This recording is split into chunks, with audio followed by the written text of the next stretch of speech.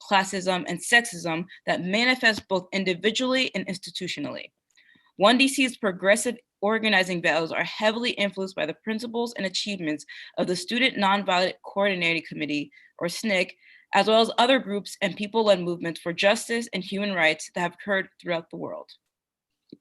The Claudia Jones School for Political Education is a grassroots organization committed to enriching the political perspectives of Washington, D.C. metropolitan community.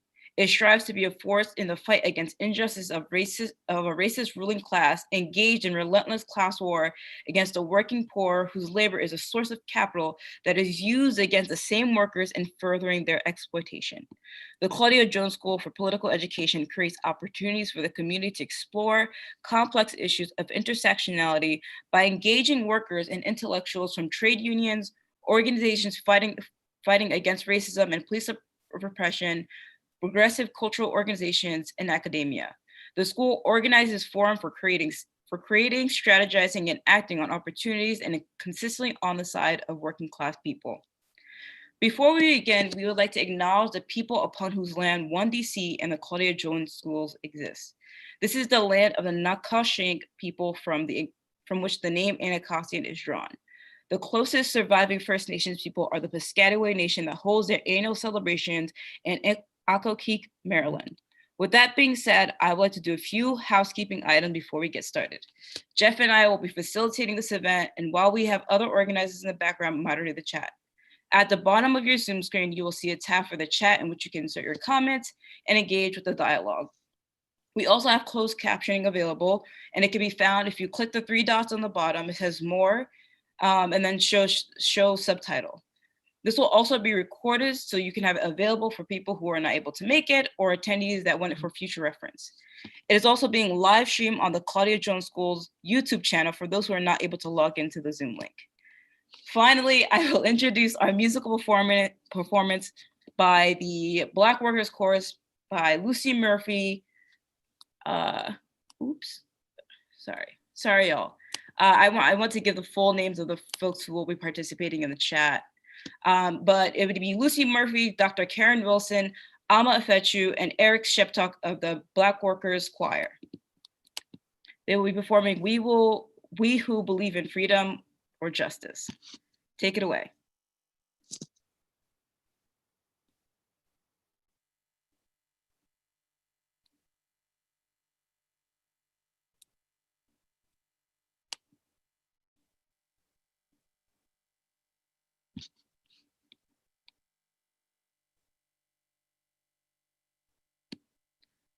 Rob, do you have the video playing?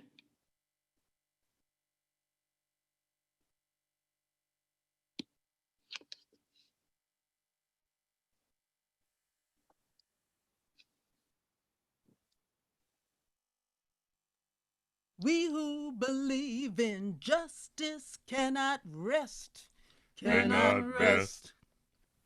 We who believe in justice cannot rest until it comes. We who believe in justice cannot rest, cannot rest. Oh no. We who believe in justice cannot rest until it comes. Until the killing of black men, black mothers' sons, is as important as the killing of white men, white mothers' sons. We who believe in justice cannot rest. Justice cannot rest. We who believe in justice cannot rest until it comes. Me young people come first. They come first. They have the courage where we fail. If I can shed some light as they follow us through the gale. We who believe in justice cannot rest. We who believe in justice cannot rest until it comes. And that which touches me most is that I had a chance to work with people, passing on to others that which was passed on to me. We who believe in justice cannot rest, cannot rest. We who believe in justice cannot rest until it comes. The older I get, the better I know that the secret of my going on is when the reins are in the hands of the young who dare to run against the storm. We who believe in justice cannot rest, cannot rest. We who believe in justice cannot rest until it comes. Struggling myself don't mean a whole lot. I've come to realize that teaching others to stand and fight is the only way our struggle survives. We who believe in justice cannot rest, cannot rest. We who believe in justice cannot rest until it comes. Not needing to clutch for power, not needing the light just to shine on me. I need to be just one in the number as we stand against tyranny. We who believe in justice cannot rest, cannot rest. We who believe in justice cannot rest until it comes. I'm a woman who speaks in her voice, and I must be heard. Sometimes I am quite difficult. I bow to no man's word. We who believe in justice cannot rest. We who believe in justice cannot rest until it comes. We who believe in justice cannot rest, cannot rest. We who believe in justice cannot rest until it comes. Good evening, everyone. It is a great honor and thrill to introduce our three distinguished panelists on this really important topic. Dr. Jessica Gordon-Nembhard is a political economist specializing in economic development policy, Black political economy, and popular economic literacy.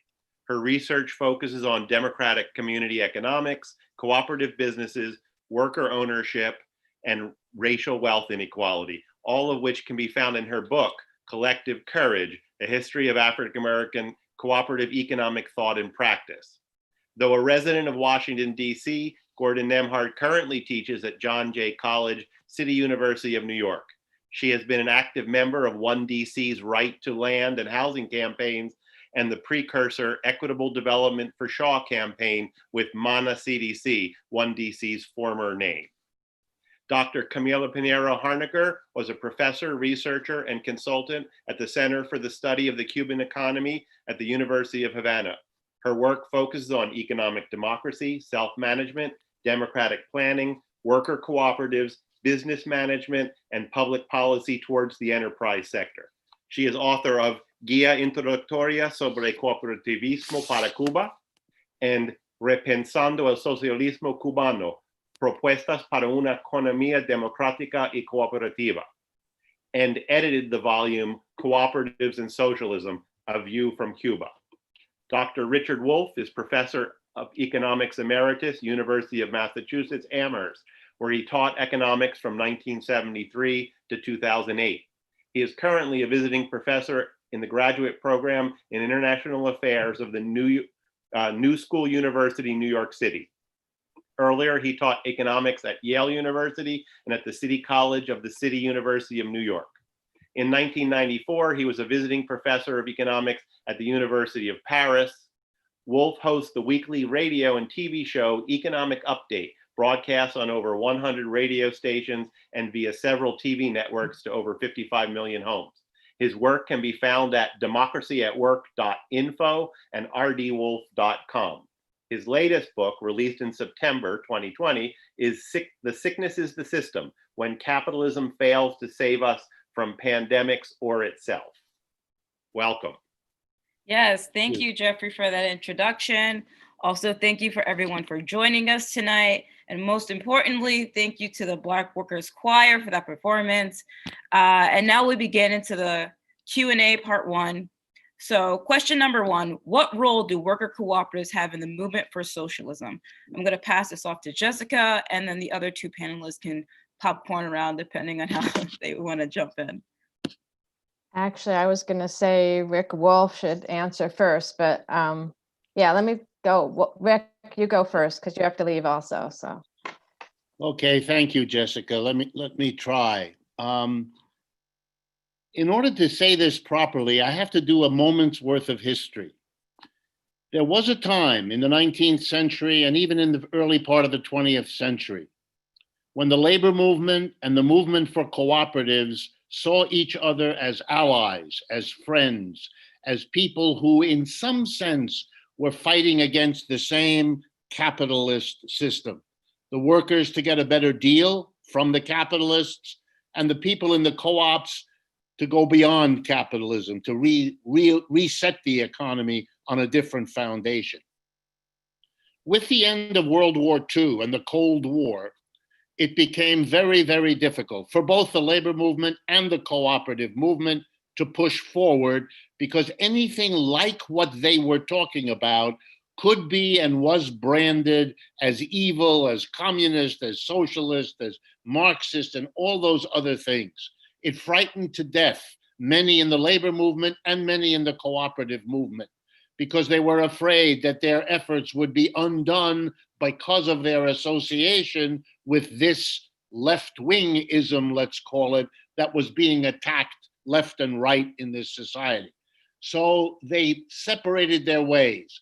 The co-op movement and the labor movement talked less and less about socialism, and people interested in socialism, for whatever complicated reasons, talked less and less about co-ops for sure, and the labor movement even to some extent. I think the Cold War now, slowly, painfully, too slowly, too painfully, and even despite the efforts of Trump and the GOP to revive all that stuff, is fading. And I think that fading has made it possible again for people to see a natural, a normal, a healthy, good relationship between those who want progressive change, who want a better system, who believe that we can do better than the capitalist system.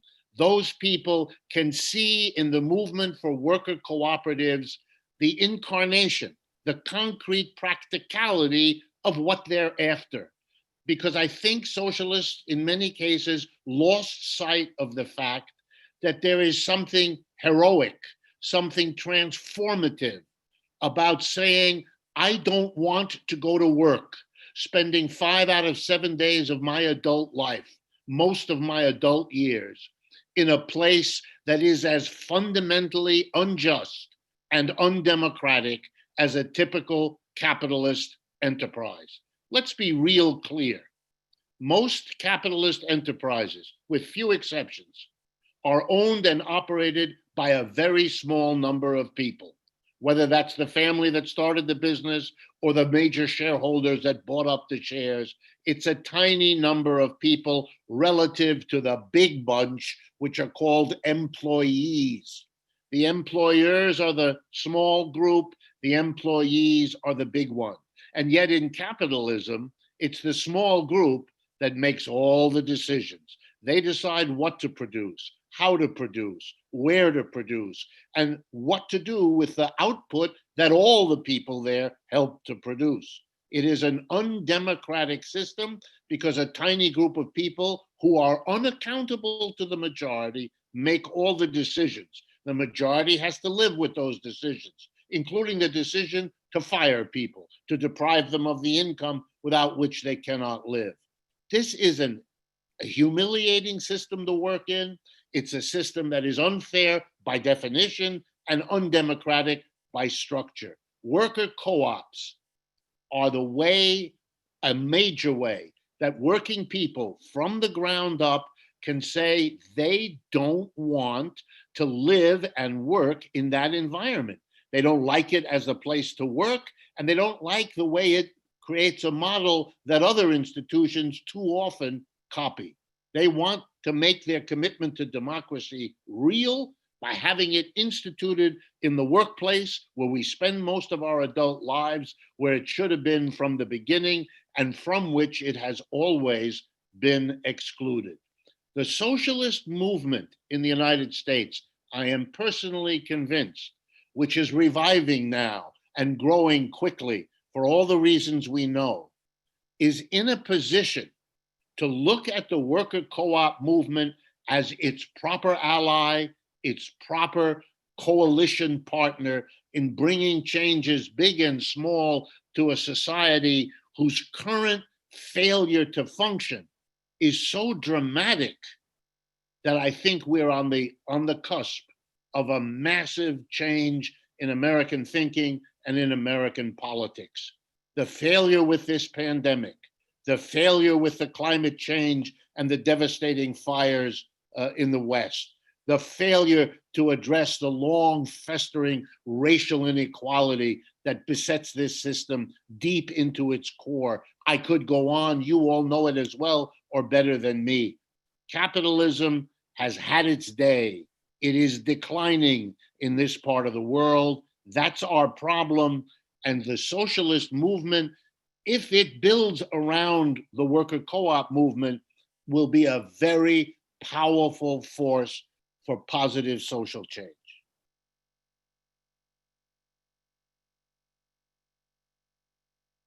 Yeah, thank you so much for that answer. That was a pro-socialist speech I needed.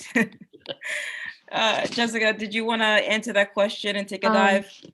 Sure. So you see now why I want him to go first. So that was a great way to get us into this. And I agree. I want to highlight that early history, the 1870s, 1880s, 1890s, where labor and the cooperative movements really started together in US history. It's an extremely important time because also the repressive period by the time we get to the 1880s is a similar period to now. And so for us to understand how connected, right, the populist movement, the labor movement, the cooperative movement, the movement for integration, the movement for women's rights, they were all the same organizations in that period of time and believed that we couldn't really address any one of those issues without also addressing the issues of labor control, labor ownership. And so they saw worker co-ops as crucial to challenging and mitigating the destructiveness of capitalism.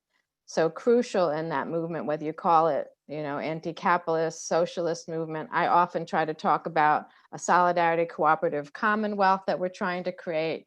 But for any of those, whatever terminology we have for the combating the destructiveness of capitalism, worker co-ops are crucial in that. Labor has to reclaim its sovereignty, right? We can't achieve true economic democracy without worker ownership and worker control over the economy. We've seen that it's not even enough to say that we've got, you know, government ownership and that we reduce private ownership. It's really, we need to talk about the power and sovereignty of labor. And that's where worker co-ops come in, worker ownership comes in. I also see it in the co-op movement, you know, in the 20th and 21st century co-op movement. The co-ops aren't strong enough if they don't also have that labor ownership component.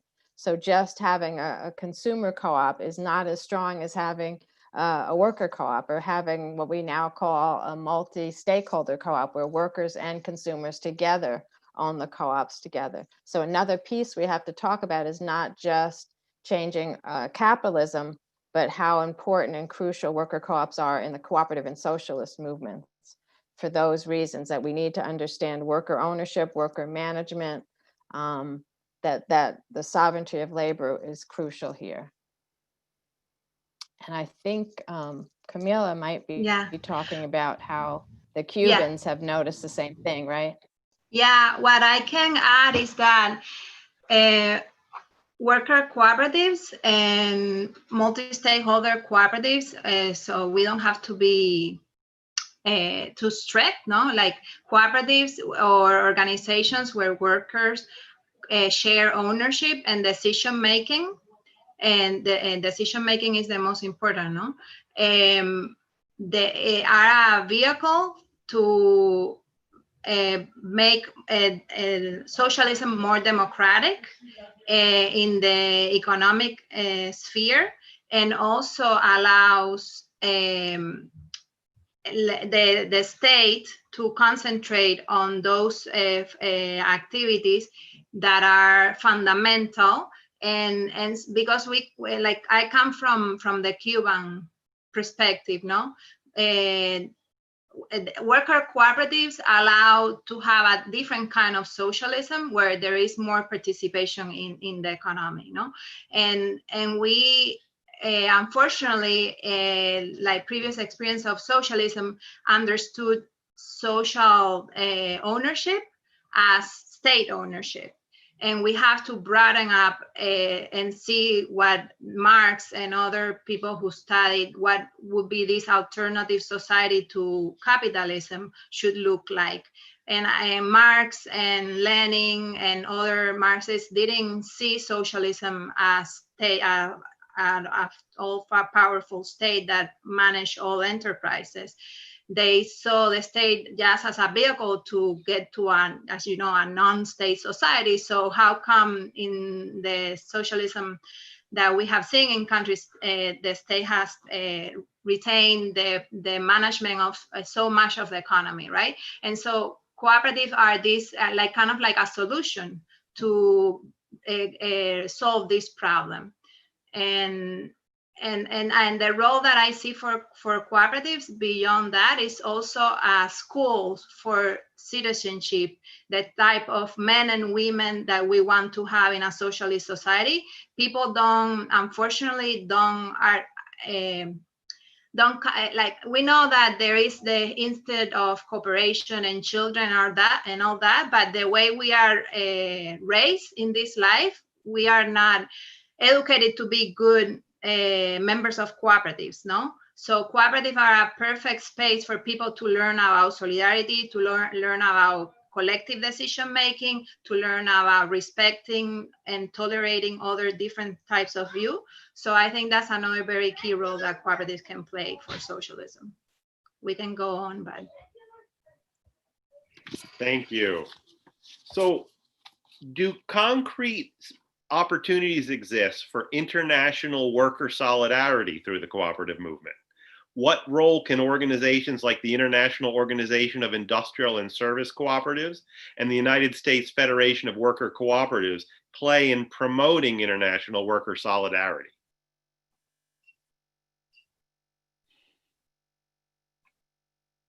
Anyone who wants to take it.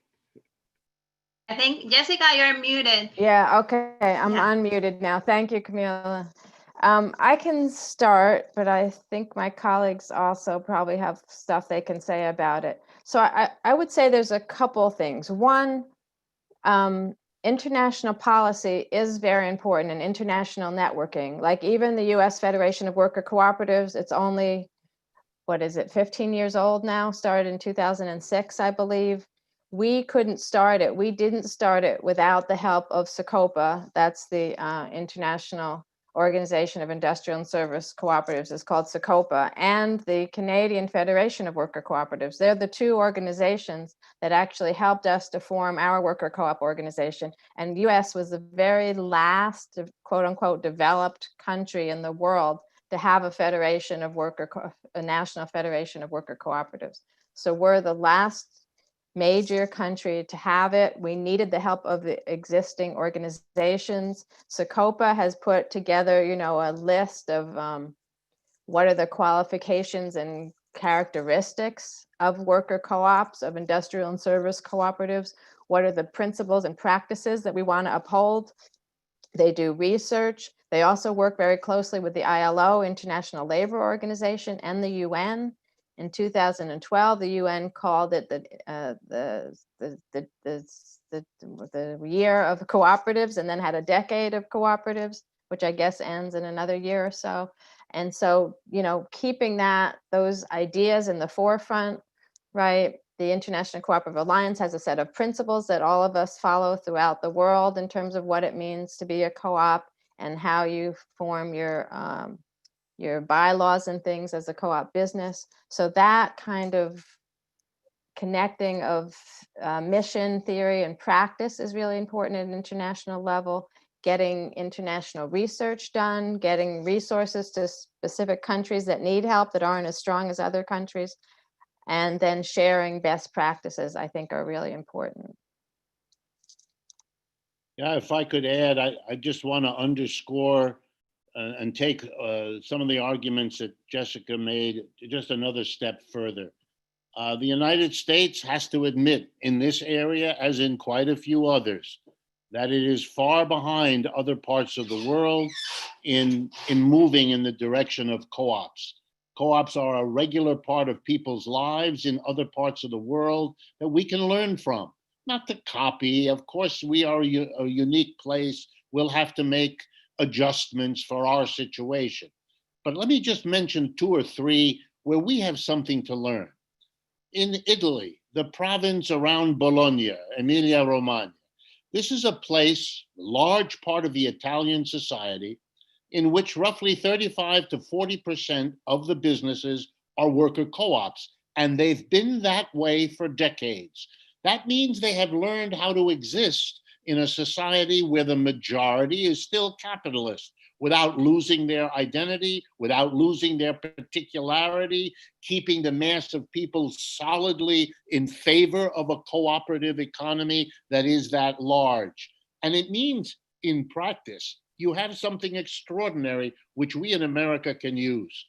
You have the possibility for the people of Emilia-Romagna, whoever they are, to find out firsthand what the difference is between working in a top-down capitalist enterprise and what that's like and what that means in your life versus being part of a worker co-op where you don't just have a particular task, but you're part of what runs the enterprise, what makes all the big decisions. And so people really have freedom of choice there in something as fundamental as the quality of their work life, something we do not have in the United States because we don't have a worker co-op sector that's big enough yet to really be something that everybody can learn about and then make an informed choice around.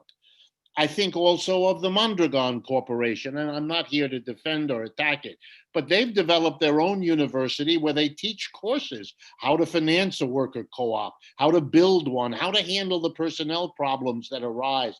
Many of the issues that I get questions about literally every day, they have whole courses designed how to answer those questions. And again, you don't need to agree with it. That's not my point.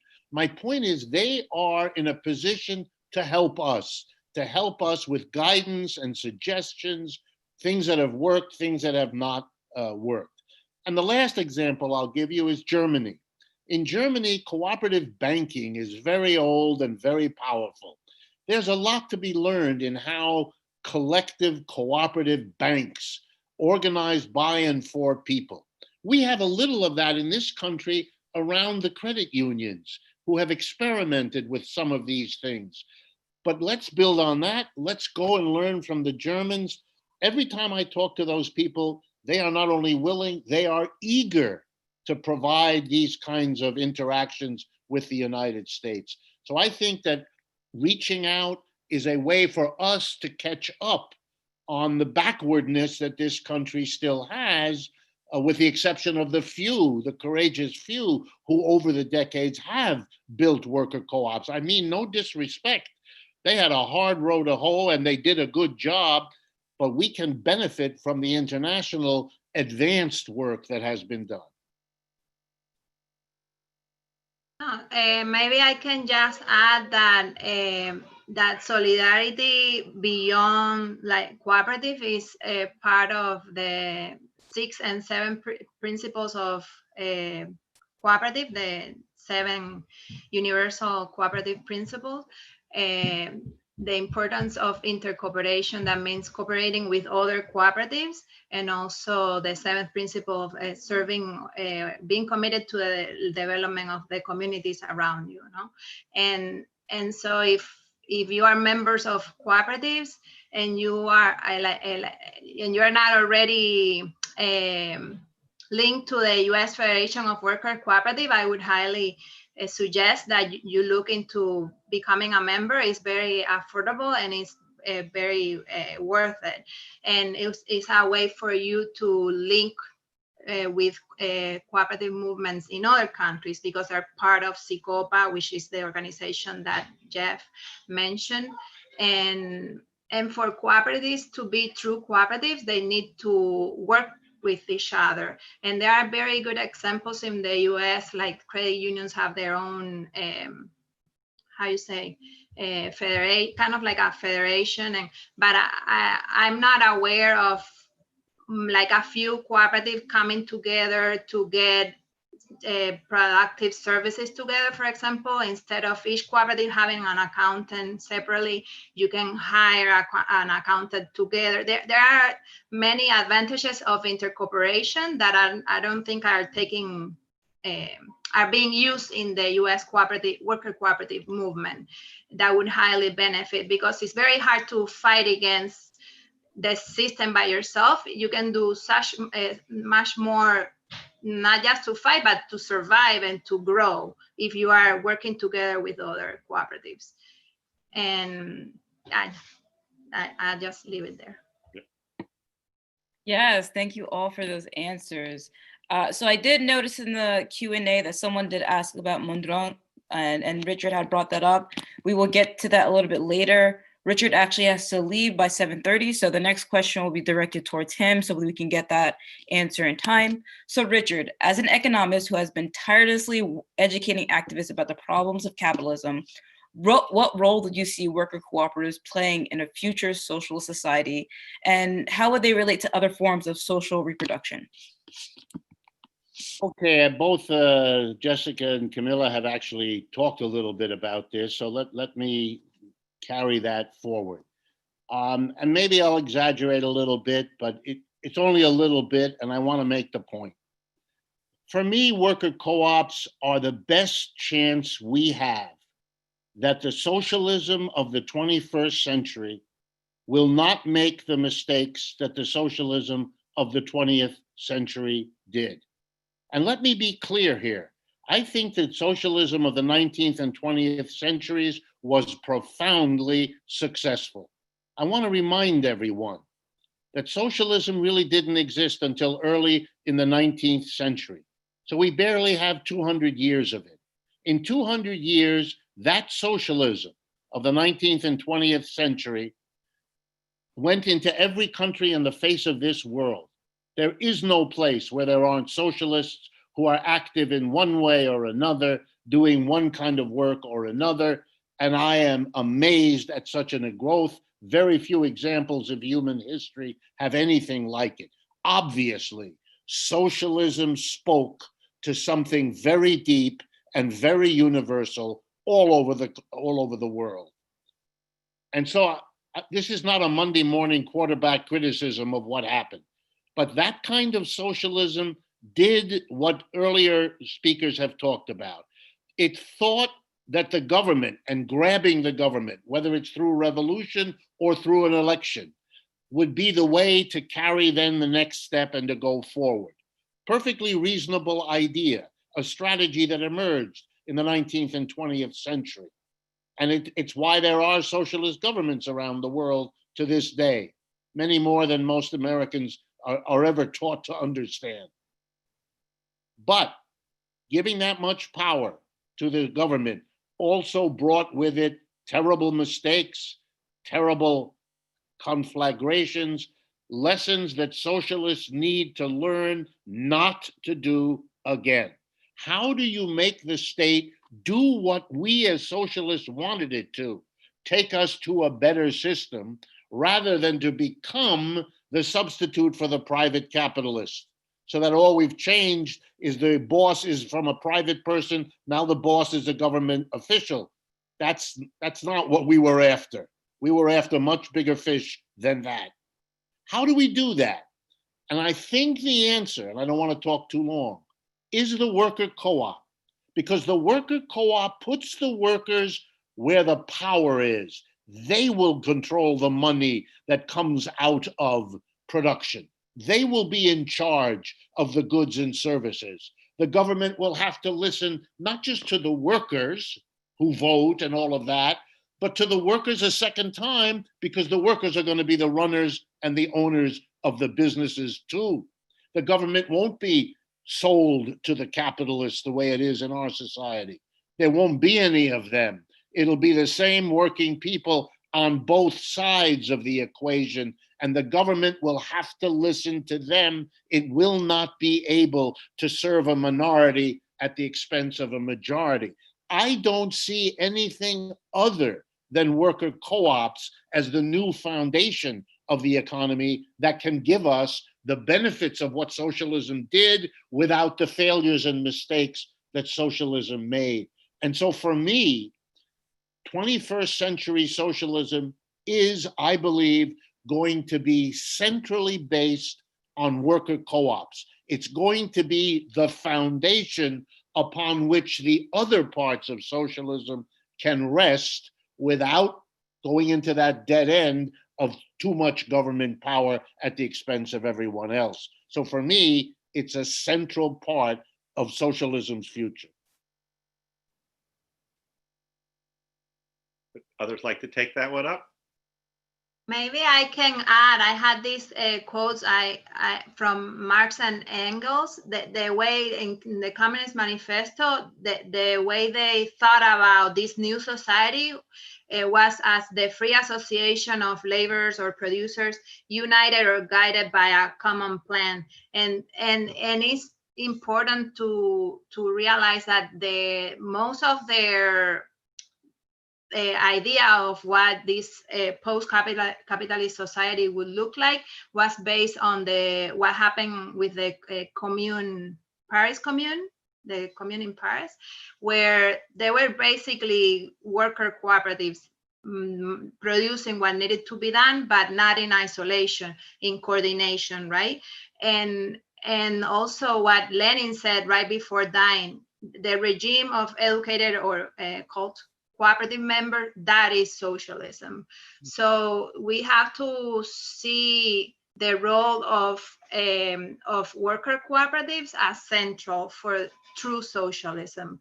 And maybe I'll let Jessica continue because I have another idea, but I'll let you go, Jessica, maybe.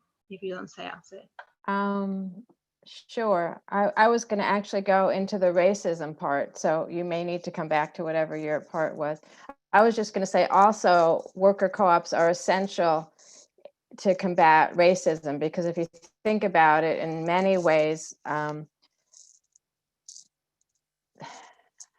people always call me an essentialist, but right, some of the most important aspects of the social construction of race are about labor, right? We created a notion of race to justify enslavement, to justify enslaving a group of people who had similar skin color. And then we decided that they were an inferior race, and that made it okay to exploit them as workers. So the only way that we can really address racism at the root, right, is to also address this class exploitation issue and the fact that people of color are associated with being exploitable in the lowest class, right? We didn't even own our own bodies at first.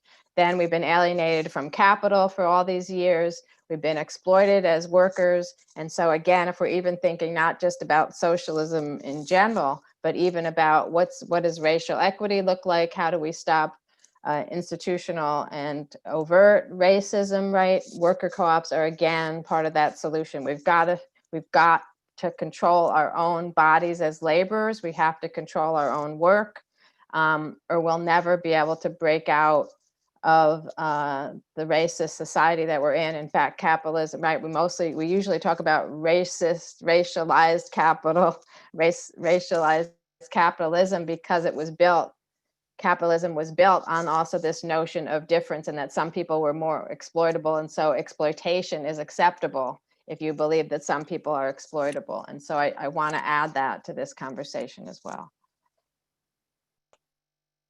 And the idea I wanted to add is that we are very rightly so concerned with inequality in ownership, inequality in wealth and income, and this is a tool that is worker cooperative is a tool to kind of make that transition. Some people see it just as a way of make capitalism more humane, or so, because the cooperative have existed since the beginning of capitalism, no? So we know that cooperatives by themselves cannot change. They're not gonna get us to socialism. They're just part of the road there, no? But by themselves are not gonna get us just to socialism. And in fact, in countries like in Yugoslavia, they help kind of produce or increase the social and ethnic tensions, no? Because that's one of the risks with cooperative, that if it's just focused on the group, no, looking inwards and looking to the people that are like me, instead of embedded in a culture of solidarity, of transcending exploitation, discrimination, and all the evils of capitalism, they're not gonna get us to socialism. We have to be honest about it, no? But they are a great tool for solving the roots of many of the ills of capitalism, which is inequality, like not owning the means of production, no? What gives you power? Owning the means of production. We are not going to solve racism. We're not gonna solve patriarchy if people of color are not able to have economic power, no? To add to what Jessica was saying. So, Jojo, I'm not sure, we went out of order. What are we going to do next? Yeah, I think you're next, Jeffrey. If you want to answer your question. So, so Camila, this is for you then. Do you know of any examples of worker cooperative solidarity between worker cooperatives in Cuba and the United States? And do you think the climate is right now to try to create ties between cooperatives in these two countries? Yeah, I'm gonna answer really quickly because I know Rick has to go, but there was, there is always a good time for solidarity. I think even in, like, when there is crisis is more needed. It's just that this administration makes it, well, I'm gonna have a very short answer, and then maybe I can add to all that the Trump administration is doing to basically suffocate Cuba worse than any other president in the history. So, but there have been some vehicles for this solidarity, and I can talk about that later. But yes, the most important thing that you can do if you are in solidarity with cooperatives in Cuba is to get Trump out of office and to end the embargo or the blockade against Cuba. I did want to quickly follow up on that question because Emily Sheepers, I'm sorry if I pronounced that wrong, did mention how worker cooperatives in Cuba operate in the context of a supportive and friendly state. And here in the US, if worker cooperatives are successful, they will be met with hostility and sabotage because of our capitalist society. And like, she asked, what are the implications of this? And it seems like you kind of answered that, but I don't know if you want to kind of go further into that and answer that question. Maybe so that Rick can add some of his ideas before he leaves. We should talk about what is the necessary ecosystem and legal and regulatory environment that is needed for cooperatives to grow. Do you want to start, Rick, and then I can talk about what is being done in Cuba? Yeah, let me offer something that I've learned over the last several years as I go. Before the virus hit, when I traveled all over the country giving talks. And here's what I learned. A huge number of people in the United States, I don't even hesitate to say a majority, if you get a chance to sit down in a relatively quiet place and talk about the difference between a worker co-op and how it works and a capitalist hierarchical top-down alternative, you will discover, as I did, that most Americans have no idea what a worker co-op is. And when you present it, especially if you can do something with real examples, both in the United States and outside, and how it works and what some of the problems are, no need to sugarcoat it, you will discover that Americans are very interested in it. Let me tell you about an experiment that was made. A former student of mine is now the professor at the University of Rhode Island. They take students from that university to Cuba every year to study Cuban cooperatives. And these are American students who come back excited beyond words at what they saw, what they were able to learn, what they discussed with the co-op members who are Cuban citizens in there. And it was just, for me, another example that this has to be our job. We have to take to the mass of people, like Jessica did, the history of the co-ops. So it doesn't seem to be something that dropped out of the sky. This is something that American communities have worked with, have built, have succeeded and failed, but there's a history here, as well as a very positive alternative to what they see as their own future. I think we're in much better shape thinking forward about taking this message across the United States than we might have expected.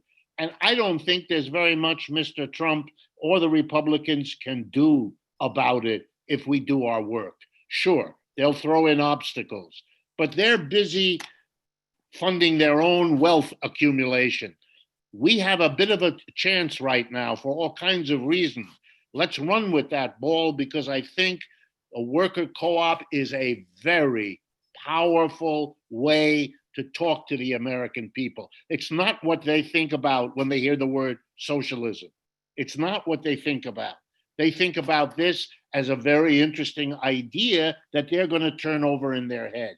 Later on, we can talk to them about what it's got to do with socialism, but we don't have to worry about that.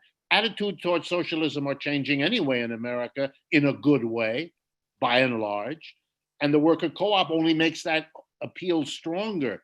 So even though I share, of course, the horror at what the American government is and does these days, but we are in better shape to move forward with a socialist program and a worker co-op program than we have been for quite a while. At least that's how it appears to me as I encounter the response of the American people.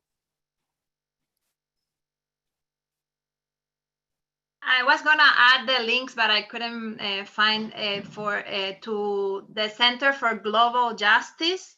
They are based in Oaxaca, Mexico, but these are mostly expats from the US. They organize every year a trip to Cuba to learn about the cooperatives there. And also, I was gonna say the Human Agenda from in California. They also have very often trips to Cuba.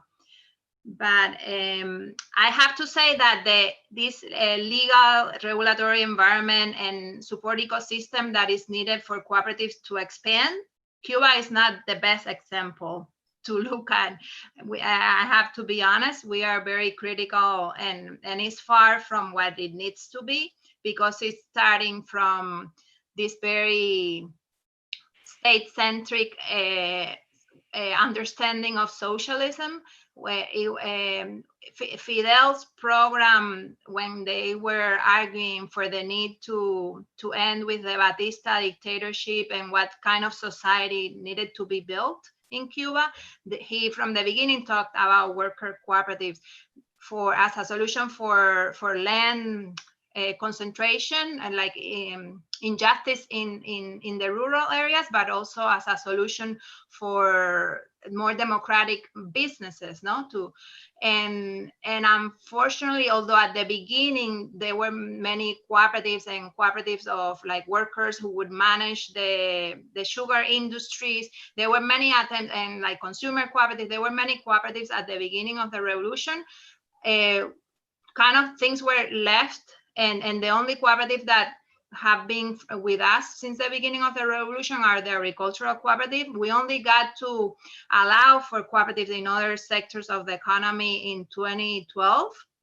And so we are in the process of setting the regulatory or the support ecosystem.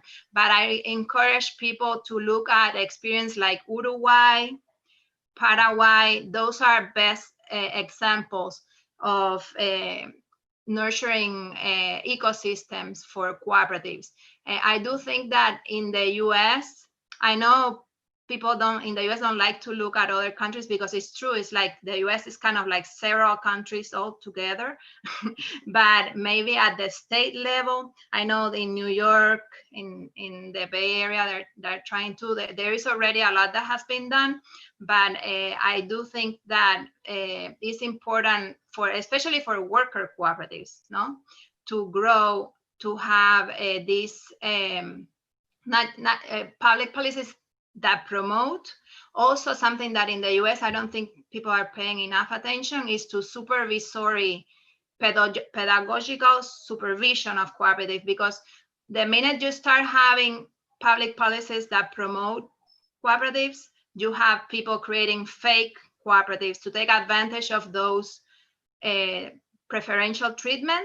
And then you get the movement all confused about, oh, what's really a cooperative? And then it doesn't help, no? It can even like take you back many years and a lot of progress. And also, well, you already have representation, which is key. And then you need also to coordinate among all these different stakeholders. So those are the four main functions of an enabling ecosystem in my view. And I know there is a lot of work in regulation. I do think that because in the US it's very easy to create business, it's not taking into consideration, but for those studying worker cooperatives, you know that the law is not gonna make you have good cooperatives. There are people breaking the law all the time, but if you don't have a law that is enabling for worker cooperative, it's gonna be much harder for people to create good cooperatives, no, true cooperatives. Yeah, let me just add a couple things. I love what you all have been saying. In terms of sort of the international solidarity and studying and stuff, what I found in the Black community was actually similar studying of different success stories and learning from other groups. So they went to the Antigonish movement in Nova Scotia and studied what was happening with Father Cody, with co-op education. They brought one of the Black groups in the 30s brought one of the major cooperators from Japan to come and speak to Black communities to talk about how co-ops are working in Japan. Blacks have started going to Emilia Romagna and Mondragon and stuff like that. So there's really interesting ways of learning sort of best practices, seeing how other people do it. The Federation of Southern Cooperatives, which is a Black regional co-op development association, mostly rural, has actually, at least before Trump, had all kinds of exchanges, education and best practice exchanges with Cuban co-ops. And one of the things that was important there wasn't just, I shouldn't have said just cultural exchanges, they were also doing trade, right? So helping each other's business, right? So that international trade is also very important. Buying from each other, selling each other supplies, parts, right? So keeping that supply chain within the co-op movement has been important. And then also for the Black co-ops, they also studied each other. So I have examples of the group in Memphis in the 1920s visiting the group in Gary, Indiana, or whatever, and learning from them, or the group in Chicago going to Gary, and they're all going, and the Richmond people, right? So they were all learning what each other was doing. And so those study groups, study circles, study groups, study tours, learning journeys, right, are also really important, both for the education and the exchange of best practices, but then also when you can, to do that exchange of supplies and do the supply chain. And that also helps to strengthen the businesses, not just on the education side, but on the business side. Yeah. Yeah, thank you all. I think you all touched upon a really important point. But before I ask the next question, Richard, I know you have to leave, so you have to leave. Feel free to sign off. Thank you so much for, joining us and answering these questions and, participating in the discussion. It's amazing to have you here, and we learned so much from you. Well, it's very, very kind of you to say. Let me return the favor. You're doing what I said before. You, by this evening, gathering the people who are participating at the other end, you're spreading the word. You're getting people to think about and think around all that worker co-ops can mean, the kinds of contributions that they can make. That's the work that needs to be done. So thank you all, and thank the institution that is hosting this and all the people behind the scenes. I feel very strengthened that you're all working the way I am, and it just makes me feel very, very good that this kind of activity, this kind of an event is now happening, and that we're utilizing this strange, weird time in American history to push forward in this way. So my hat's off to you very much, very much. So thank you all for the opportunity, and I hope to see you all at a future point. Thank you. Thank you. Have a great night. All right. So the point that each panelist touched upon was knowing your history, so you can, Camille brought up how, the government gets involved, they can mess it up, and people don't know what worker cooperatives are. They're being told one thing about a cooperative here and a different thing about here. But if you know your history, you won't have any issue with that. So the next question is, geared towards Jessica, but Camille, feel free to jump in. But Jessica, in your book, Collective Courage, you mentioned that the state of West Virginia eventually forbade the continuance of the Cooperative Society of Bluefield Colored Institute. In the light of this kind of state repression, how do we need to understand the role of politics and the state in our efforts to build cooperatives? Right, great question. I want to answer it in two ways. So first, let's answer the racial part of that question, right?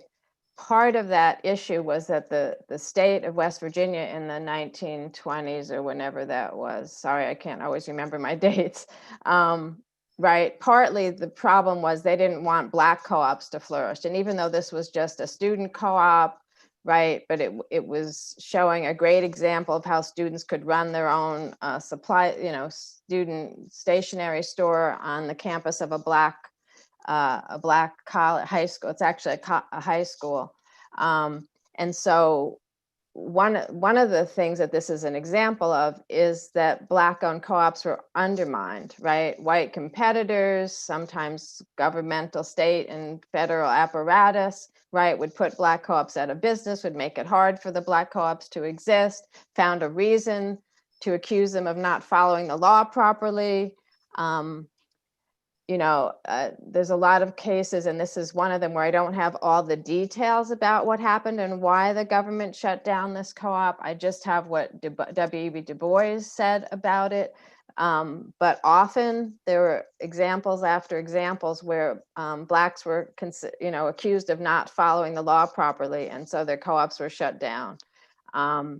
Often, we did other stuff too. The banks colluded not to provide loans or lines of credit. Sometimes federal agencies wouldn't give mortgages or loans and things like that. So there is this collusion, this sabotage, this not allowing the Black co-ops, right? So that it's not just government, but it's, right, a white supremacist government not wanting Blacks to do stuff. But often, what Black communities did was they went underground, and they still continued to do what they wanted to do. They just couldn't do it through an official business or whatever. And so they went underground, they called it something else. That's why, again, we have this problem in history of not knowing the history, right? Because often our families Our leaders didn't stop calling it a co-op if the co-op was going to get undermined or called illegal or firebombed or whatever, then you stop calling it a co-op. You might still do it, you might still cooperate, but you did it underground. You didn't tell your children what you were doing. You called it the store, even though it was still operating sort of as a co-op, right? And so that's the other problem here. You end up getting things put under the rug, called different names, so that later people have to resurrect the history. I was just telling somebody, I think it was another group, because I had a book club meeting earlier about my book. But I just found out, someone just sent me a notice that a woman in Champaign, Illinois, uncovered her family's farming and co-op history. It turns out her family owned a farm and was part of a farm co-op and started a whole co-op society in Champaign County in Illinois. She hadn't known anything about it for years. And one of the reasons she said she never knew about it sooner was because her family was ashamed to be having been farmers. And they focused more on their relationship to the University of Illinois in Champaign, instead of this wonderful history about organizing a co-op and a co-op society and that kind of stuff. And so it took her years to uncover that history. And so that's the kind of thing that these, right, whether it's actual state violence against a co-op or other kinds of challenges, it ends up making our history more invisible. And so that's one of the issues.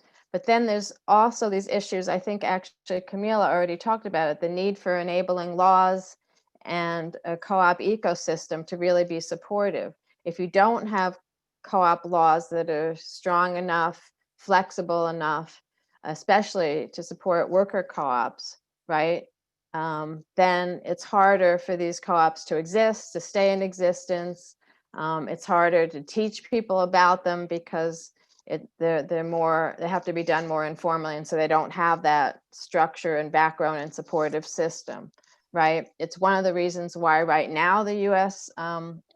Worker co-op movement is actually arguing for uniform national co-op laws, especially for worker co-ops.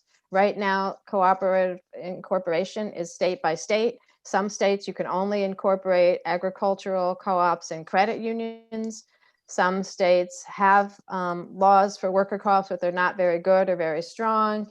And so there is this issue about needing more uniform, stable, and flexible laws, right, to allow for all the different kinds, but especially for worker co-ops, and then to make sure to have some kind of protection.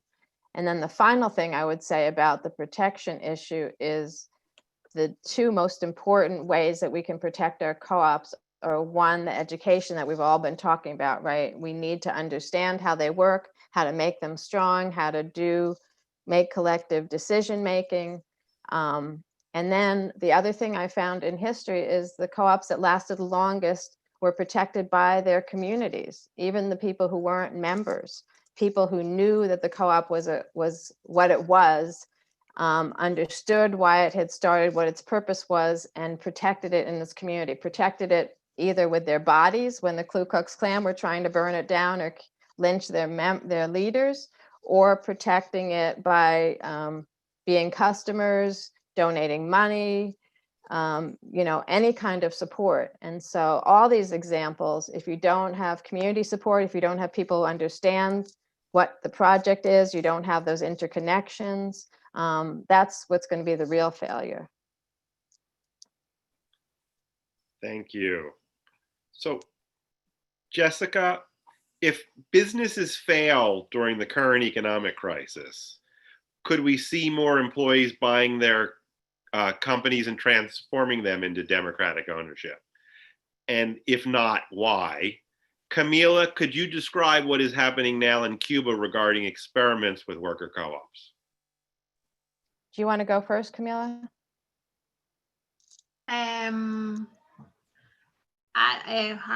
You want me to go first? Sure. Okay. So yeah, I was looking at the chat and I saw there were a few questions. So I should say that I already said that we have agricultural cooperatives in Cuba from the beginning of the revolution. That was part of the two agrarian law reforms.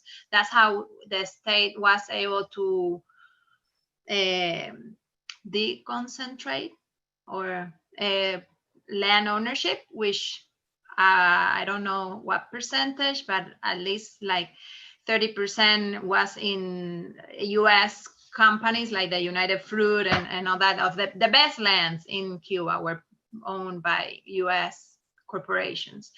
So that's why the US government haven't liked the Cuban Revolution and other reasons, right? But and so they have been in existence since then, as I said, and it was only until, and something important too, because it's part of the question for Jessica about what to do when business are failing. In this case, they were state farms that due to the fall of the Soviet Union and not having access to all the agricultural inputs that were imported from the communist bloc and not having the ability to export to the communist bloc, a lot of the big state farms failed.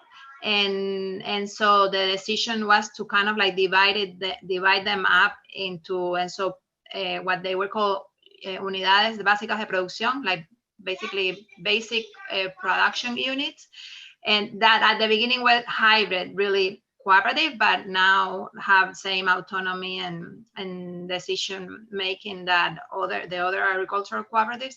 But the lesson here is that cooperatives are a way for, when you have failing enterprises, to make sure that if the workers are interested in taking on the reins of their own workplaces, they can do so. And it was a way to save agricultural production in Cuba. One of the components of how Cuba got out of that crisis, where there was basically very little agricultural that was producing in Cuba, because of the lack of fertilizers and all that. So it got us out of this hole. And in Cuba, there were many problems with in the early 90s with lack of enough nutrition. So there were some health issues related to not adequate nutrition, but there was no starvation like in China or in other countries, no? And that's thanks to these cooperatives. And then in 2012, as part of the, what is being said, referring Cuba as the actualización. So from the 2005, Fidel called to rethink socialism. It was the first time he did like a public speech recognizing the problems of our socialist model, and to think about, like, we don't really know what socialism is. Let's think about different ways of addressing the problems we have. And so since then, in 2008, there were some measures that were taken. This is like the what preceded the decision to allow for cooperatives to be created outside of agriculture in Cuba in 2012. It's part of the proceso de actualización, like actualization process that had a lot of public input. There were like 3 rounds of consultations. We have a new constitution that was passed last year and approved. We have like a model of what kind of society we want to build, which is called conceptualization. And the first thing we had was these guidelines to say, these are the problems we have, this is what we want to do. And one of the decisions was we want to create cooperative outside of agriculture. We want higher tier cooperatives. And so that's just so you know. And so now we have, like, in addition to the agricultural cooperatives, which are like like 5,000 cooperatives. We have around 500 non-agricultural cooperatives, so cooperatives outside of agriculture. And this new cooperative have around 17,500 members. So it's pretty, and these are mostly like 99% worker cooperatives. Maybe one is like producer or worker cooperative, kind of like in the border of it. And so in total, we have more than 500,000 cooperative members, no, putting together agricultural and non-agricultural cooperative. Cooperative are like 10% of the labor force, and there are many different estimates of how much they contribute to the GDP. But in Cuba, all these economic calculations are very complicated due to the dual currency and different exchange rate. So if you consider that agricultural cooperative produce between 80 and 90% of agricultural output, that gives you an understanding of how important cooperatives are, right? And they manage like more than close to 70% of the land. So they produce more with the amount of land that they have in comparison to the state. So I think what I can say is that cooperatives have been seen as part of the solution to update the Cuban socialism, and many people like me see cooperative also as a way of because what we want is to improve our socialist system, right? We don't want the revolution to end. We don't want all that has been accomplished by the by a revolutionary process to be lost. What we want is to make it better, and we wanted to make it more sustainable, and we wanted to make it more attractive, that people really feel owners, no? Because state enterprises are great for providing healthcare universally and affordable education. Many of the scientific, like where you need big scale in order to make it affordable and accessible and high quality for everyone, right? But it's people in the enterprises, many state enterprises don't feel owners, and you don't need the state to be managing services and many like light industry. So this has been acknowledged, and what has been said is that around like I forget but they from like 15% of non-state employment, the goal was to get to like 45% or 50%. And unfortunately, what I can say is that, yeah, cooperatives are expected to play a key role in this transfer of economic activities away from the state and into the non-state sector. And the unfortunate part of it is that until now, we don't have that general law of cooperatives that are going to really allow cooperatives to grow, because the almost 500 cooperatives that have been created were as part of an experimental, like an experiment. And they were, because like 75% came out of state enterprises, the state wanted to have like very close control of which enterprises were converted into cooperative, but that hindered the emergence of cooperative out of people initiative. And so of those 500 something, only 25% come out of people initiative. And we know there were more than 900 proposals in only a few months that were not taken into consideration. So the summary is that we could have many more cooperatives in Cuba, and hopefully now that as part of the approval of the new constitution and as part of the measures that are being taken to combat the pandemic and all the crisis that has had followed, cooperatives, this general law is going to be passed, and cooperatives are going to be able to grow and have this, at least part of this nurturing environment that is needed. We do have a lot, and I'm sorry because this is a lot to be said. I think it's what some of your questions were trying to get at. We have the taxes that we have a nurturing or at least preferential treatment for cooperative that is important for some of you maybe to know. The cooperative pay only half of the taxes that similar business would pay. Cooperative have preferential bidding for state property to be leased. Cooperative can buy inputs at a discount.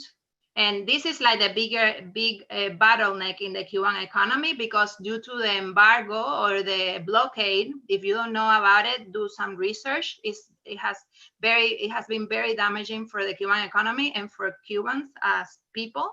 It's very hard in Cuba to get any inputs for your house and for your business, because you cannot import from the US very easily. Cuba has to pay in cash.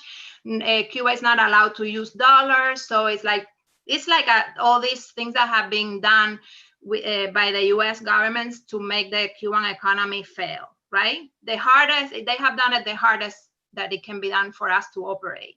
And so it's very hard for cooperative and any other enterprises to access inputs. The state made a commitment that even under these very harsh circumstances, they would try to make it accessible and affordable for the cooperative. So you can see that there be all these public policies, also like a fund to help start and funding from the banks to the cooperatives. So there is an intention to do so. It's just that because I think there are other problems, like middle bureaucrats who see cooperatives as a threat to their interests and such. But I think there is a decision to promote cooperatives, and once this general law is passed, and once we have this institute that promotes cooperatives, we're gonna see cooperative flourish in Cuba, and hopefully by then Trump is not gonna be there, and we can have all kinds of exchanges and learn from each other. I'll leave it there. There is a lot to be said. Thanks, Camila. I think that was helpful. There were a lot of questions, so hopefully that was helpful. So back to my question about, right, do these times, right, are they ripe for worker ownership, or do we see more employees buying out their companies, transforming them more democratically? So yes, first of all, we're already seeing a rise in mutual aid happening, groups just getting together and helping each other and working through each other. There's also a strong interest in beginning business conversions to worker co-ops. There's been some co-op developers have actually put out what do you call it, marketing or slogans about, if you're having trouble, think about selling to your employees. We actually already, this is before COVID, the US has actual tax credits for sole proprietors to sell to their employees, so that it's a benefit if they do that. And then there's help for the employees to buy the business from the employer. So we already have that infrastructure luckily in place. So now with the COVID pandemic and another great recession, which I think is probably going to be a Great Depression if it's not a depression already, right? We have another moment in time when the capitalist system is not working, does not serve during the pandemic. And cooperatives, especially worker ownership, could be a way to salvage economic activity, right? We know that when workers own their own companies, productivity is higher.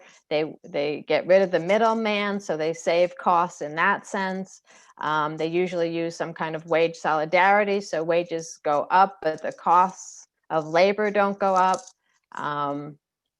The two heads better than one notion of more people figuring things out and figuring how to do this, the energy, social energy and excitement that worker owners have to be a part of their own company and to be running and doing their own company, right?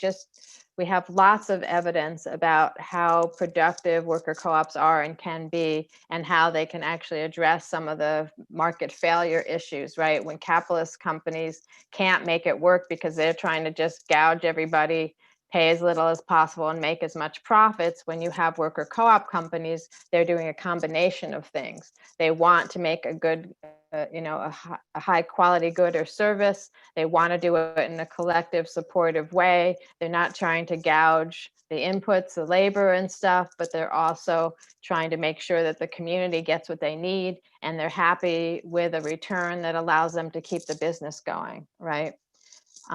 We also see there's research about how resilient co-ops are during crises, much more resilient than regular small businesses. Actually, even without a crisis, the research shows that a co-op lasts longer than a regular small business or a sole proprietorship. Again, because of all the things I just said, and because the worker co-op model is so flexible, you can move with the times. But also during crises, that flexibility, that connection to people helping each other and working, decision making and working things out together also means that co-ops survive, they're more resilient, and they survive crises better.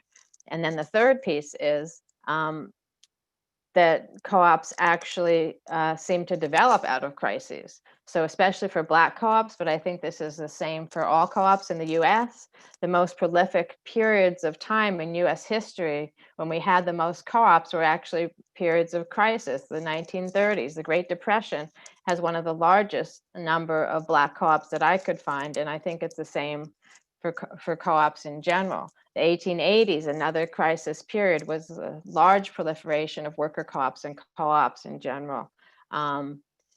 So we also see that during crises, people, one, realize that capitalism either created the crisis or isn't helping or isn't the way out of the crisis, or they start co-ops just because they absolutely need some way to survive, and they already know that solidarity economics and working together and cooperating together is a way to survive, right? We keep doing it in all periods. When we were enslaved, we gardened together to make extra food so we wouldn't be malnourished, things like that. So we already know that in a crisis, banding together, pooling our resources together, sharing risks, make a difference and help us get out of the crisis. And so we naturally move back into the thing that's human, right? Which is to work together, help each other.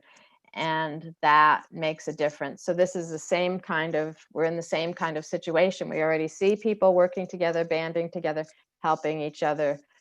We've seen it in the past. And so this is a perfect time for us to be really educating ourselves about what is a worker co-op, how to do it, what can we do about it, especially, with COVID, maybe we can't have meetings together, but we can certainly still study together. We can still study these models, do the learning that we need to do, and start rebuilding, taking over companies and building from the bottom up so that we can make the world better. Thank you. Yeah, that is the goal. Before I ask the question that I have here, I did want to address a question in the Q&A box from Chelsea, who asked, what is the role of labor unions in worker cooperatives? Maybe. So go Yeah. ahead, Camila. No, you should follow the idea, because now many of labor unions are using cooperatives as a way of getting workers to either be able to acquire the company that is failing or get better terms. So you go first, and then if I have anything to add. Right. So yes, I was going to say there is a strong role and there's a legacy of labor unions and co-ops. Remember, both Rick Wolf and I started out early on, I guess, an hour or so ago, talking about that early connection in the 1880s, where the labor unions were doing and talking about cooperative ownership and starting worker co-ops. And their platform was not just organizing labor to get better wages and better work, but actually to own the means of production, to own their own companies. That was a huge piece. But as we went into, by the 20th century, right, the labor unions started to become more segregated, more conservative. They really kind of got co-opted, right, and became much more sort of just the other side of the coin of corporatism, right? It was the way that corporations kind of and labor kind of came to some kind of agreement to not do, one wouldn't try to eliminate the other, but they try to coexist a little bit. And so then labor kind of dropped the co-op stuff and some of its militancy. It's also the time period, early 20th century, when labor became very racist and we divide and conquer, right? We didn't want Black workers to compete or to be in the labor union. So that's what we kind of inherited. Those of us now entering the 21st century, we inherited this notion that labor was racist, that labor and co-ops don't mix, and that kind of thing, when, as I said, really, the labor movement in the US started out, it wasn't racist, it was very progressive, it was all about owning the means of production and worker co-ops. We now do have some labor unions who have become interested again in supporting co-ops and in supporting their co-op members, and we have worker co-ops that are unionized. Some of the worker co-ops actually became worker co-ops because of their union drive. Their union drive politicized them. There's a group called Collective Copies in Massachusetts. They did a labor drive first they were workers at a copy center, a national copy center. They then did a labor drive. They became unionized, and then the copy owners didn't want a unionized workforce and tried to sell the company, and so they decided to buy it themselves, and they stayed in their union. There's Lusty Ladies, a strip club, Peep Show in San Francisco. Also, the same thing, started out with a labor drive, wanted to be unionized so they could get better working conditions, better wages. After they won, the owner didn't want a unionized shop, so was going to sell out from under them, and they realized that if they didn't buy it themselves, they were going to be stuck with another horrible owner.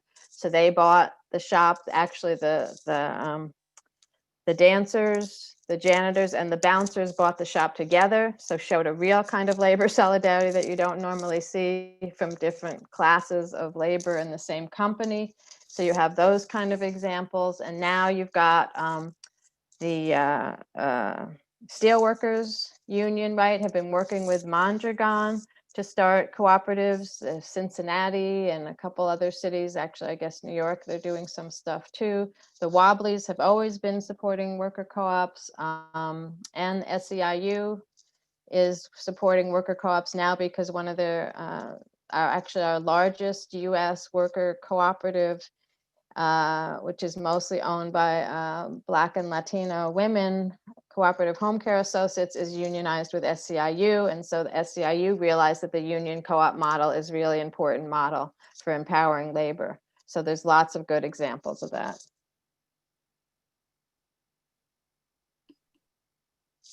Yeah, I think there is a trend to hopefully get to that point where unions saw cooperative as a way to really liberate workers from exploitation, right? Which should be the goals of unions. So, and it's happening in many countries for some time. Yeah. Right.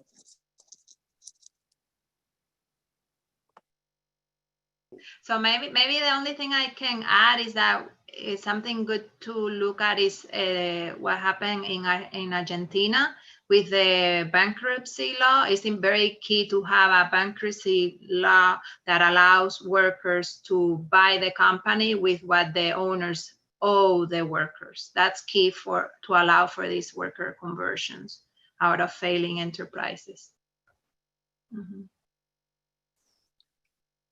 All right. Another question.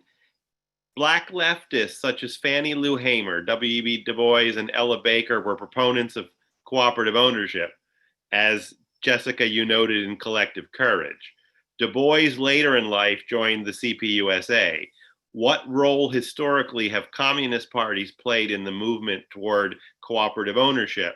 What linkages can we see in Du Bois' earlier thinking and his eventual membership in CPUSA?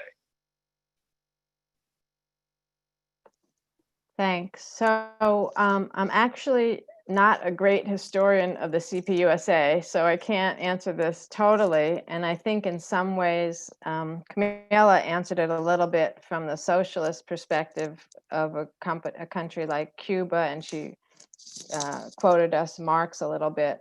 But I would say that, right, communist movement, the socialist movement, all sort of had a place for co-ops and worker co-ops. They weren't featured as the major issue, because both of those movements kind of early on got connected to, right, government control over land, government control over production, and didn't focus as much on worker control.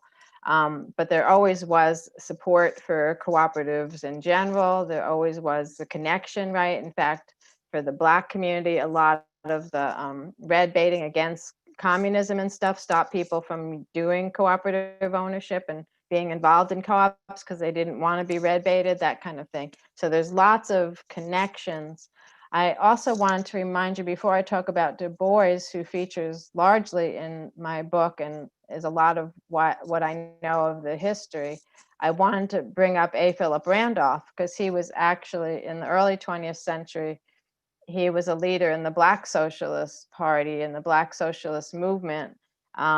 He was editor of The Messenger. I believe that was the name of the Black Socialist magazine, called The Messenger. And in 1918, he actually wrote an article about how important cooperatives were to African Americans. So for him, there was a connection, right, between socialism and cooperativism. He saw it as being important to Black liberation, to Black economic prosperity, that co-ops that we had needed to be involved in cooperative economics. He later, when he became founder and president of the Brotherhood of Sleeping Car Porters, right, the first official independent Black trade union, he and the Ladies Auxiliary spent decades talking about cooperative economics and how important it was not just to be unionized, but to use cooperatives to recirculate resources within the Black community and to make sure that we were, the good wages that unionized Blacks were getting were then used to support other Black businesses, Black communities, and not just going out to white to be, to buy white and to invest in white things, that kind of thing. So A. Philip Randolph, even though we don't know him as much as a Black socialist, and we see him more for what he was doing in the 60s with the March on Washington, he was very much another one of these proponents of how important, collective ownership and democratic participation in economic collective ownership, how important that was, and that the race really couldn't do better.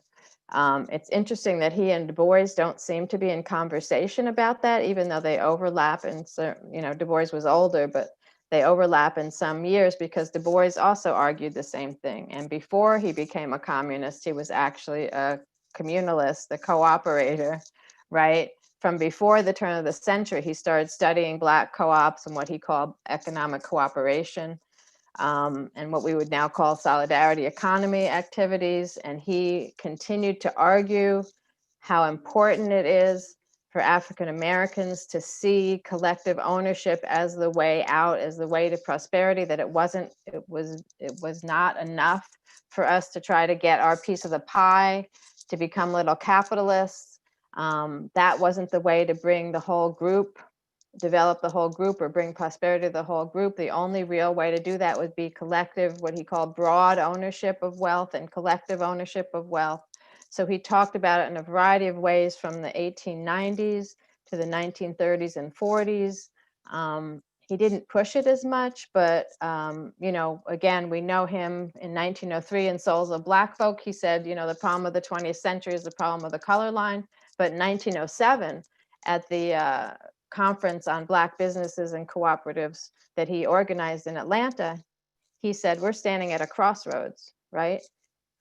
We either are going to go the route of individualist, capitalist wealth building, and a few of us will make it and the rest of us will be left behind, or we could choose the cooperation route. We could work together, amass wealth together, and the whole group of us will prosper.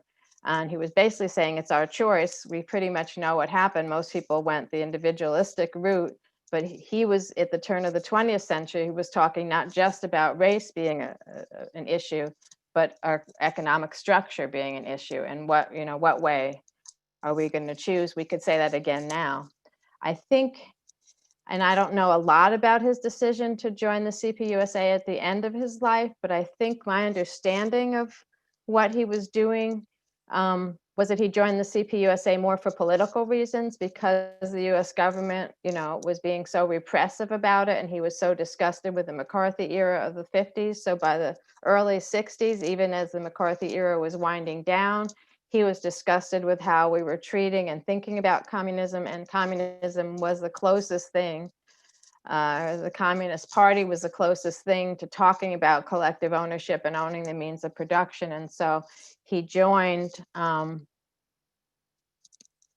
think more to, flip his nose at the US government and the repressive ideas than anything else. Because as I said, even without joining the party, he was talking about cooperative economics from very early on. And even though it wasn't what he's known for, or what people who read him even see, there is a way you can take his works and see how much he was actually promoting the economic stuff. But he also had arguments. The NAACP didn't like his idea of a group cooperative economy because they said that was going back to self-segregation, and they didn't want to self-segregate, right? Other Black civil rights people were afraid of being red baited, and so they didn't want to talk about co-ops. In his autobiography in 1940, he said maybe it was a mistake that he didn't push co-ops enough, but the arguments got to be socialism or communism or capitalism, and then there was the war, World War I and World War II, and it never seemed like the right time to push cooperatives. So I think he also, even though he was clear about how important cooperatives were economically, he got caught up in a lot of different political battles, and so didn't consistently keep fighting about the co-op battle. But as I said, if you look at, in my book, I have a lot of great quotes from him about how important economic cooperation is, and how that's really what's going to free us, make us prosperous, but also free us from the horrible exploitation, marginalization, and dehumanization that we suffer. Thank you.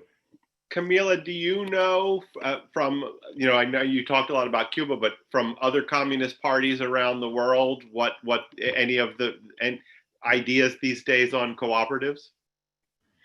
I'm not the best person to ask. Apologies for that. What I can say is that I don't know how much the communist parties, and I'm sorry, I don't know enough about the Communist Party in the US either, but I think, well, I leave it there.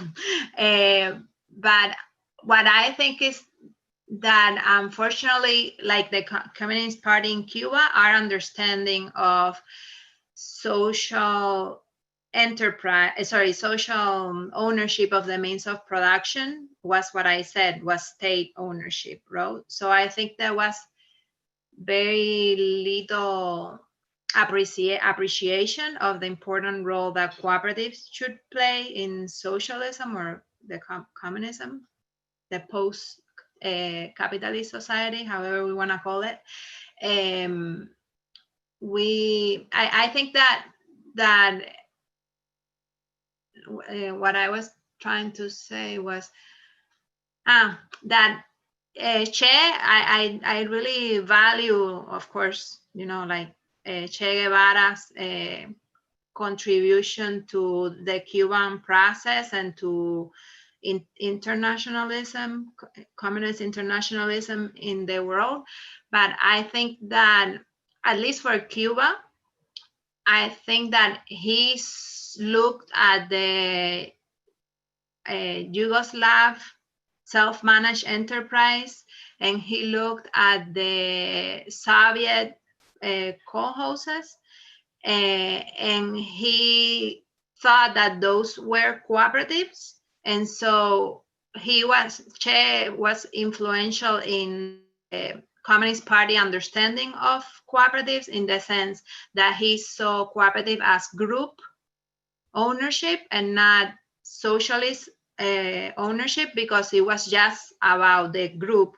And this is really a challenge for cooperatives, because That's why the principle of intercooperation and commitment to the community is so key, but it's very hard to do because in reality, cooperatives are group ownerships, no? The people who own and the people who decide are the members. And how do you get these people to see beyond their interests and to understand that for their business, not just in an utilitarian way, no, that in order for your business to be successful, you need the support of the community, or you need to intercooperate with others. How do you get them to see that in order for to be really liberated and to be fully develop all your skills and capacities, you also need to work with others to change the system,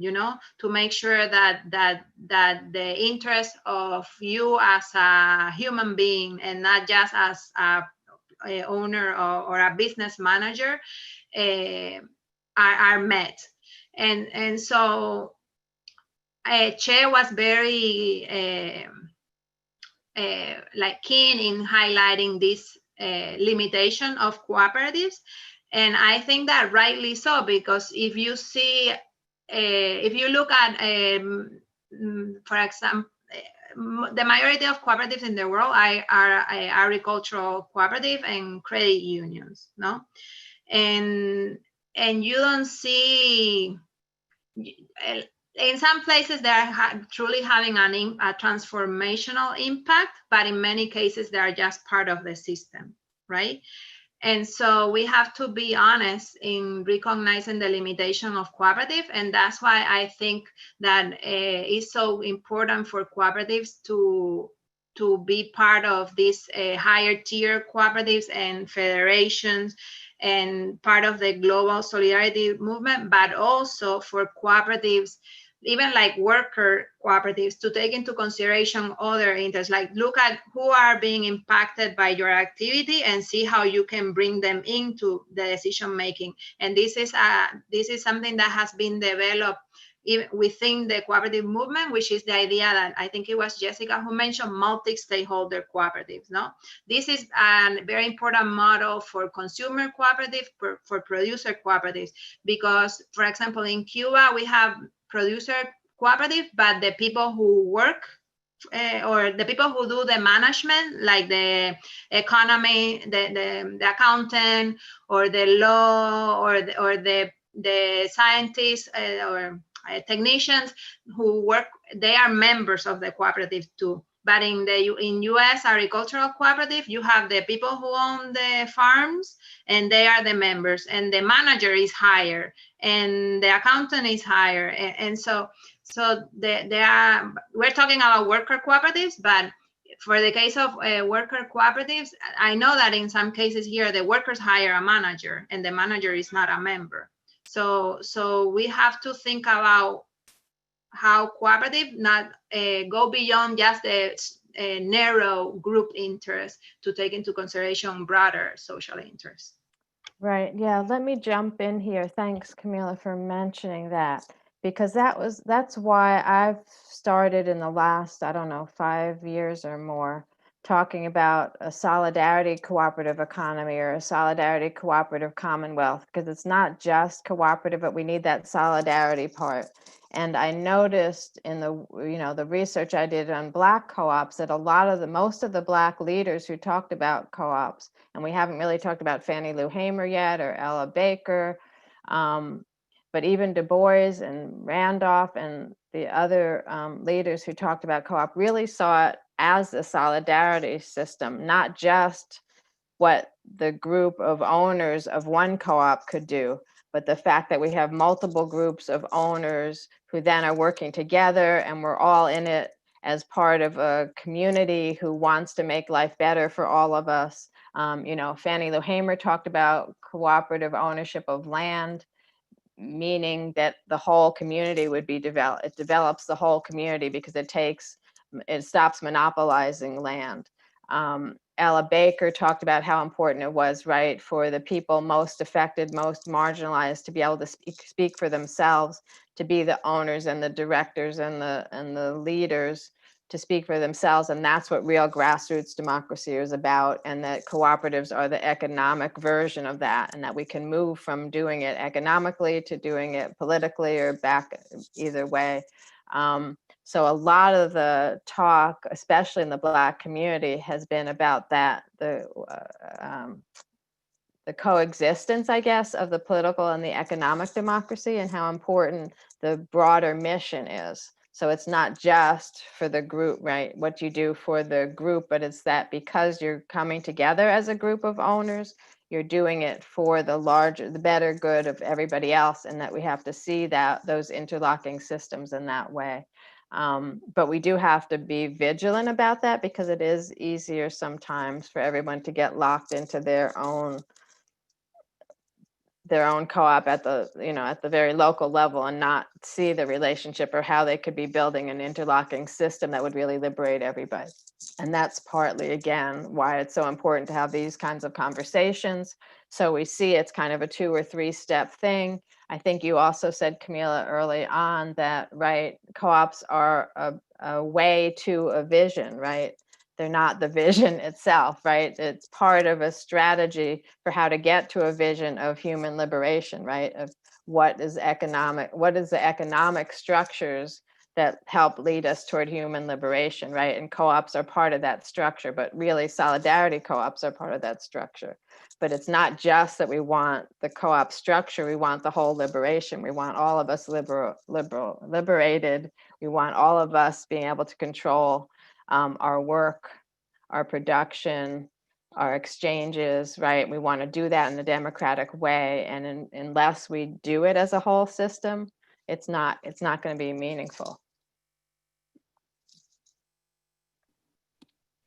Yeah, no, that's spot on.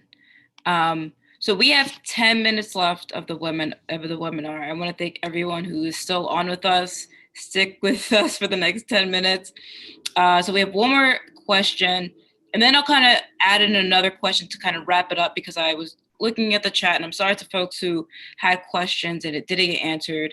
But the original question I have here is, what lessons can we learn from some of the largest cooperative networks in the world, like Mondragon in Spain and Emilia Romagna in Italy? And do these examples have concrete lessons for us in the US? And then I would add on to each of you, what resources do you recommend to folks who are just learning about cooperatives, who want to learn more? Camila, you did talk about the Center for Global Justice and the Human Agenda. And we mentioned Jessica's book, Collective Courage, but do you have any other resources for folks who want to learn more about the international and the local level, even in DC or in the DMV area? So yeah, I'll throw that out there. Camila, you want to go first, and then I'll wrap it all up? Okay, I think there are 2 very key things to learn from Emilia Romagna and Mondragon, and that is the importance of this legal and regulatory framework. Just to put one example, in these spaces, when a cooperative fails, which doesn't happen that often, but when a cooperative has to be closed down, the remaining assets of the cooperatives, some is like after the cooperative has complied with all the debts, etc., and the return that is owed to the members based on their contribution to the cooperative is provided. Those remaining assets, and some of these assets are collective, right? Go to the cooperative movement for creation of other cooperatives. That's something very important to have a strong cooperative movement. And the other thing is that in Mondragon, and they also have some in Emilia Romagna, is this in Mondragon is called the solidarity mechanism, which is cooperatives. All cooperatives contribute to this common fund. The cooperatives that are doing the best, they contribute more, so it's like proportional. And those cooperatives that are having a hard time, they get funding, no, like to so that they are able to solve, because the problem, no, so they can become profitable again. And this is an understanding that is not like, we are not, the workers in a cooperative are not to blame if suddenly demand diminishes. Like, hello, we are now in a crisis where there are all these restaurants, and I'm sure Benny were very well managed, but simply there is no demand for them. And so Mondragon, they acknowledge that this can happen, and that also is cyclical, no, under capitalism. So they created this mechanism to allow for cooperatives to handle this crisis. I think it's not like they're gonna be subsidized forever. I think they only allow them to receive up to 5 years or 3 years. So it's not like allowing for free riding, is acknowledging that there are ups and downs, and the cooperative system needs to prepare for it. And it's not just to redistribute profit, also labor people, no? So cooperatives who are having lower demand can reallocate temporarily workers to other cooperatives that are seeing increasing demand, or where at least there is a possibility to increase production. Those are two very important things for a cooperative system to consolidate and to grow. Yeah, thanks.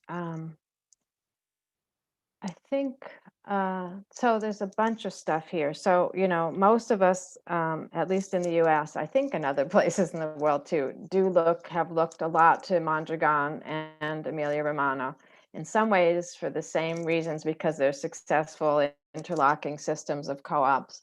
But also some people have become a little bit less enamored of Mondragon as it gets older, and a little bit, it's, you know, become a little more introspective and more interested in Emilia Romagna.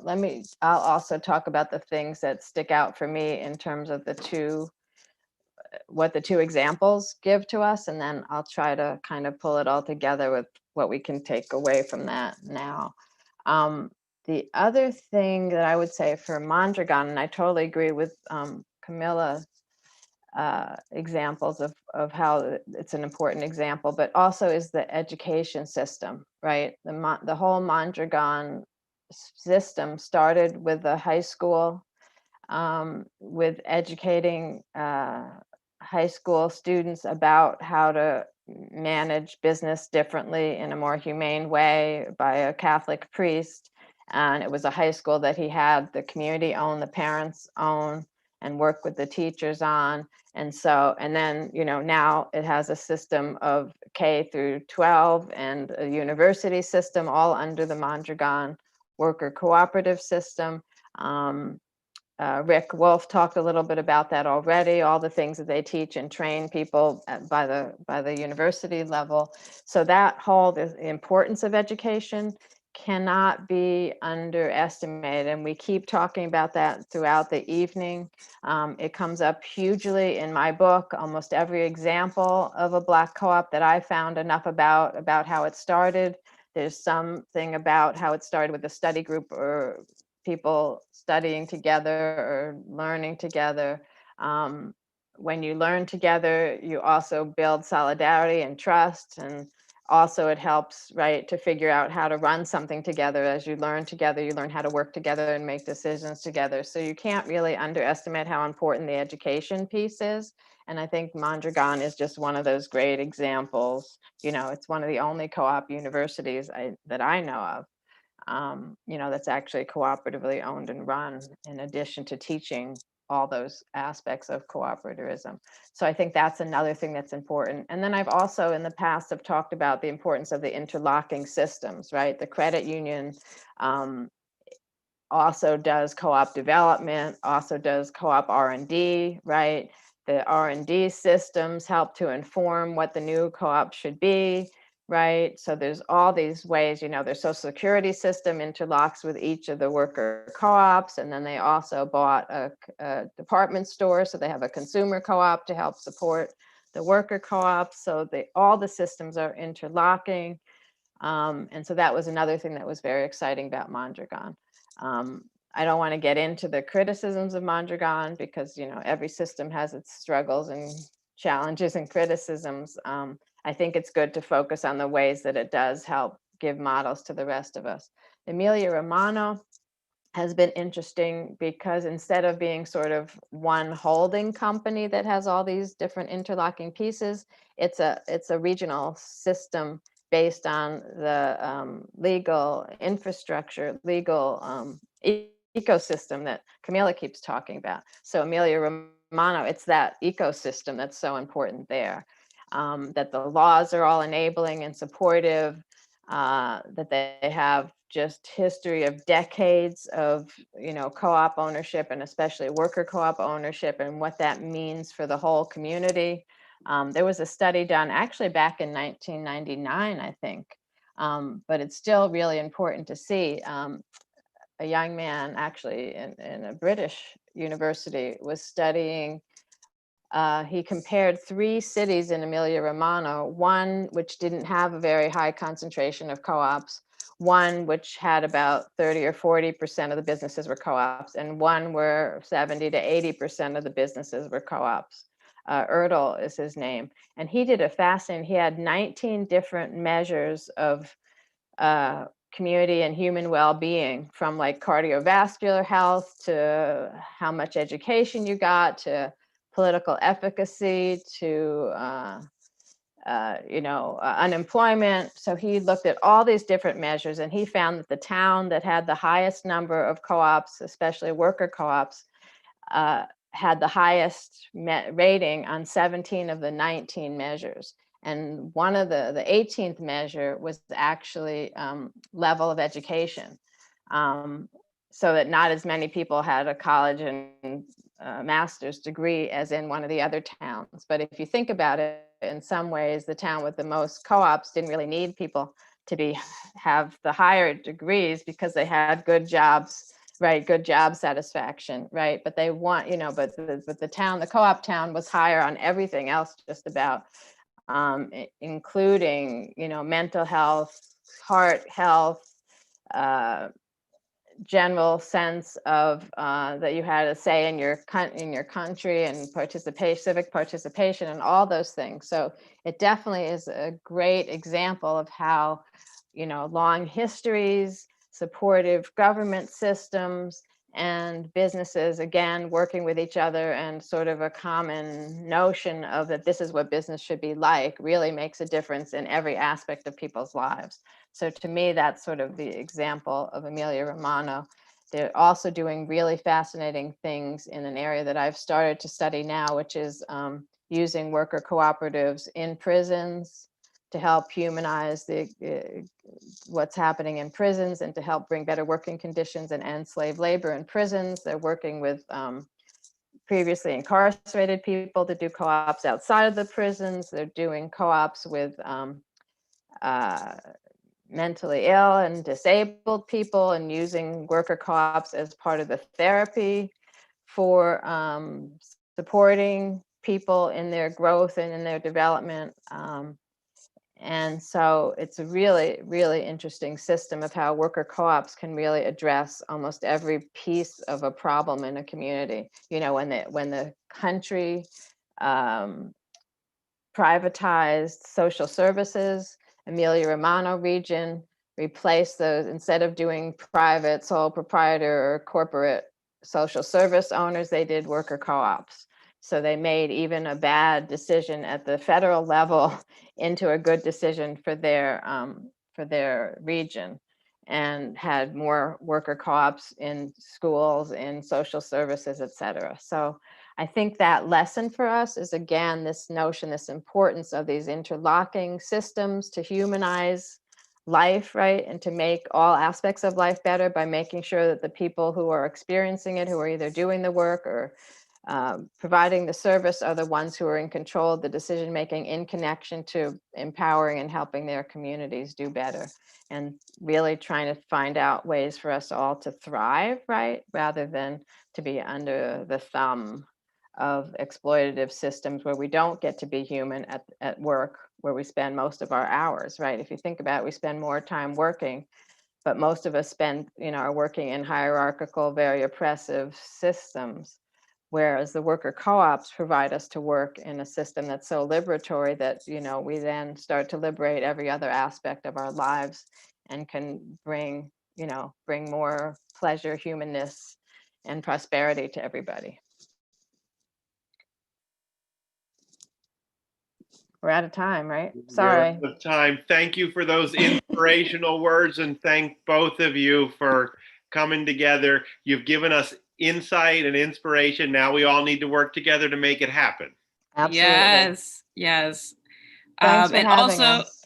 yes, special thanks to Rob, Dante, and Dana. Dana took care of the closed captioning, Rob with tech, Dante moderating the chat. We thank you and we love you for all the work that you do. Thank you to the panelists for educating us. The Claudia Jones School and 1DC is really big on political education, and we learned a lot tonight. I hope y'all, take those resources and do something with them. Make sure you read Jessica's book. Jeff, I don't know if you want to add anything before we wrap up. No, thanks. Yeah. It was great. This is very exciting, and let's make stuff happen. That's what we got to Let's do it. Absolutely. Yes, and thank you all for staying. I'm sorry, Jessica. go All ahead. power to 1DC, all power to Claudia Jones School. Great organization. Yes, and thank you all for joining us tonight.